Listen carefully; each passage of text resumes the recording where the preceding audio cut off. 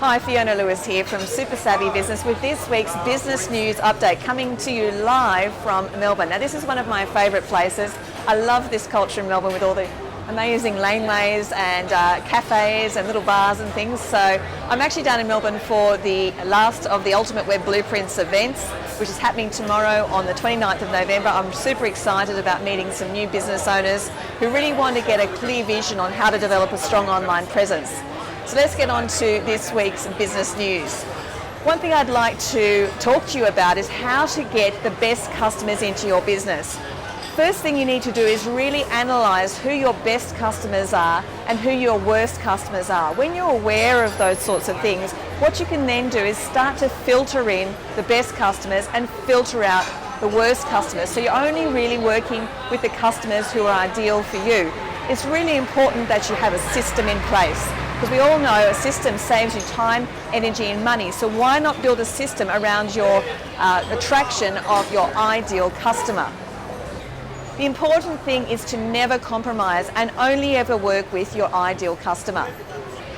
Okay, so let's imagine now you have your ideal customer in your business. What do you do now to turn your ideal customers into raving fans? Well, of course you need to start to ask them. Start by finding out what the makers and breakers are for your customers, and most importantly, what are the deal breakers? What is it that makes them not want to do business with somebody, or more importantly, what makes them stop doing business with people? So give them a call. Say, look, I really value you as a client and you're one of the people that I know I can trust. So why was it that you chose to do business with me? What are the breakers when you think about our particular industry? What is your perception of the marketplace, and what do you worry about most when you're taking somebody on board in this particular niche?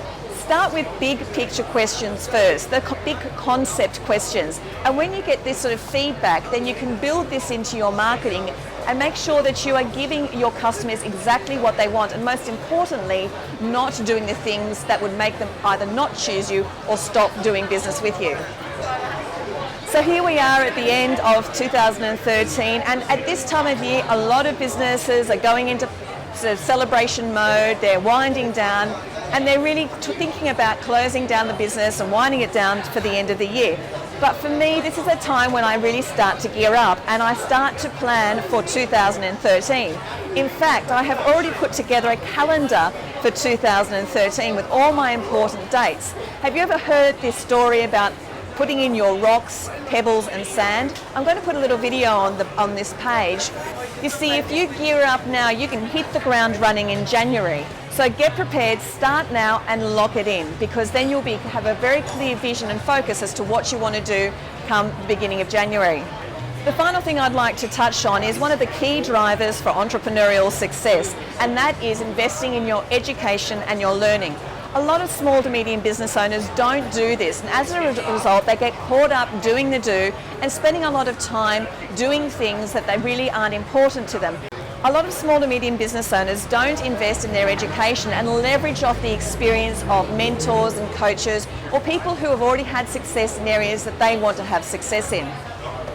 The number one difference between good businesses and successful business and those that fail are that the leaders understand and invest in education and growing their knowledge base. So if you're looking ahead into 2013, start thinking about that now. What can you do to grow your knowledge, and who can you connect with that is going to help you to take your business to the next level?